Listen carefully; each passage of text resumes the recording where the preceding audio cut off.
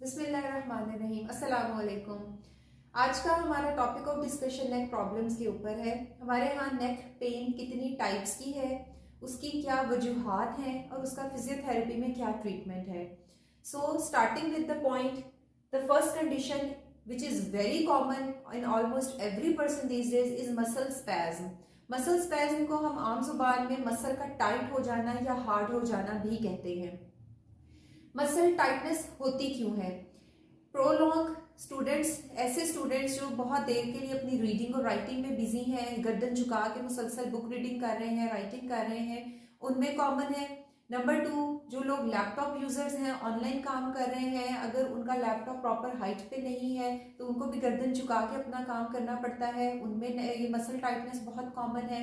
उसके अलावा कोई फोर्सफुल ब्लो नेक पे लगती है, कोई एक्सीडेंटल इंजरी होती है, जब आप हाथ लगाते हो अपने पेनफुल एरिया पे तो वहां पे आपको एक बैंड महसूस होता है हार्ड फॉर्म में, which indicates that your muscle is in tightened position. अब इसका फिजियोथेरेपी में इलाज क्या है? सबसे पहले आपने हॉट पैक लेना है। Hot pack hot water bottle के फॉर्म में किसी भी फार्मेसी से अवेलेबल है। हॉट वाटर बॉटल के अंदर आपने नीम गर्म पानी को फिल करना है, उसको अपने बेड या मैट्रेस पे रख के गर्दन के नीचे आपने बॉटल रखनी है और आपने सुकून से सीधे लेट जाना है, सर के नीचे तकिया नहीं रखना, ठीक है।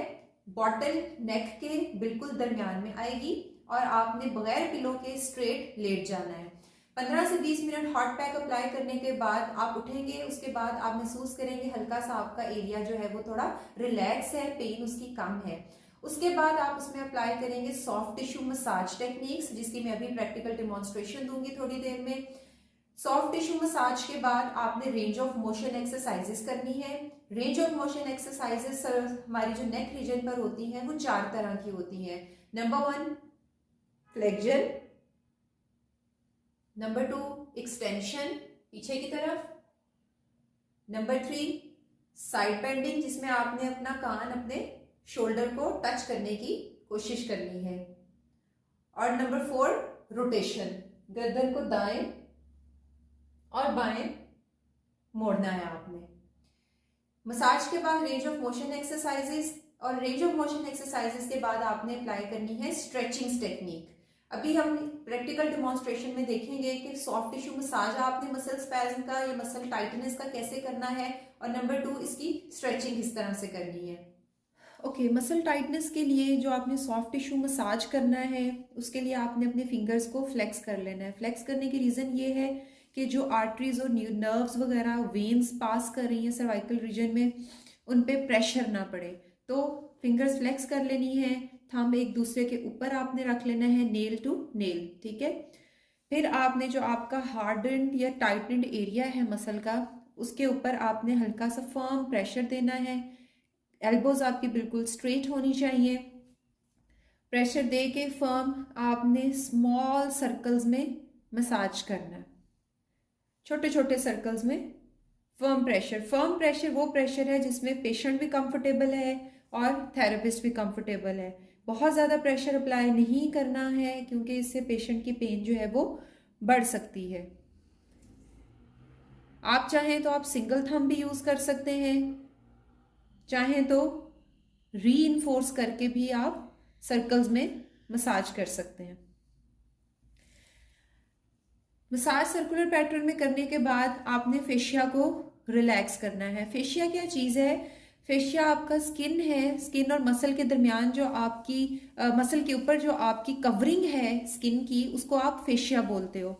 उसको रिलैक्स करने के लिए आपने अपने इंडेक्स फिंगर और थंब को यूज़ करना है और हल्का सा ग्रैब करके स्मॉल एस की फॉर्म में ऑपोजिट डायरेक्शंस में स्किन को पकड़ के घुमाना है।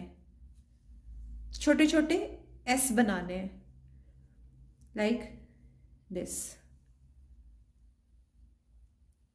दूसरा तरीका का फेशिया रिलीज का यह है कि आप पूरा अपना हैंड भी यूज कर सकते हो, ग्रैब करके स्किन को ऊपर की तरफ खींचे, relax, grab, pull, relax, grab, gently pull the skin in upward direction, relax.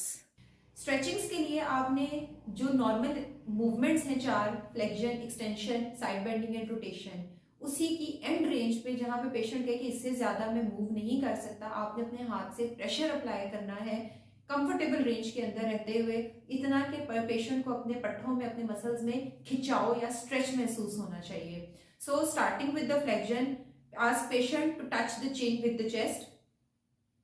So this is the available or end range of the patient. Now I will give a slight pressure towards downward direction. ये flexion में आप extensors को stretch कर रहे हो. Then release. Now we'll go for extension. Look towards the ceiling. Forehead पे आपने अपना हाथ रखना है और डाउनवर्ड प्रेशर देना है. Now you are stretching the flexors of the neck. Normal position में वापस आएंगे, फिर साइड बेंड करेंगे टुवर्ड्स राइट साइड. इसमें आपने अपने एक हाथ से शोल्डर को डाउनवर्ड प्रेस करना है ताकि शोल्डर इस मूवमेंट के साथ ऊपर की तरफ ना उठे, नहीं तो प्रॉपर आपकी स्ट्रेचिंग नहीं होगी. शोल्डर को स्टेबलाइज कर लेना है और दूसरे हाथ से आपने डाउनवर्ड प्रेशर देना है और ये साइड फ्लेक्सर्स को स्ट्रेच करना है. Same placement and same stretch for the left side. Stabilize the shoulder with one hand and apply the pressure with the other hand. Downward pressure and downward pressure on shoulder to stabilize the joint. Okay, now comes rotation. Side की तरफ अगर patient अपनी नेक को मोड़ता है तो आपने आगे से पीछे की तरफ हल्का सा प्रेशर देके शोल्डर को स्टेबलाइज करना है ताकि रोटेशन के साथ आपकी बैक या शोल्डर आगे की तरफ रोटेट ना हो.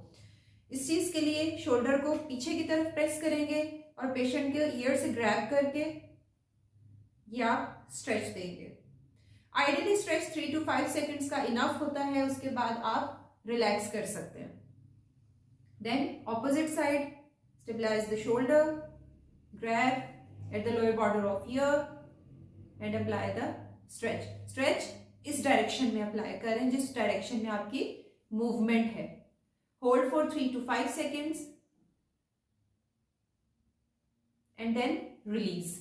हर स्ट्रेच को आप 3 to 5 seconds के लिए अप्लाई करोगे, 2 seconds का ब्रेक दोगे और आइडियली 5 टाइम्स आप हर स्ट्रेच को अप्लाई कर सकते हो विद इन कंफर्टेबल रेंज.